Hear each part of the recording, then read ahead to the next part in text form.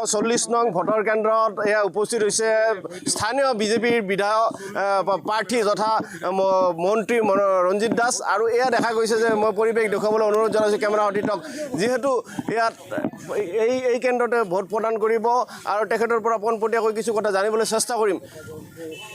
ভাল বাৰ্তাবৰ মই ভোটদান কৰি পেলাইহে আপোনালোকে বাকীখিনি কথা ক'ব পাৰিম। গতিকে মই ভোটদান এতিয়া কৰিব আহিছোঁ যিহেতু সপৰিয়ালে, গতিকে যি সকলো ভোটদাতা ৰাইজকো শুভেচ্ছা জনাইছোঁ।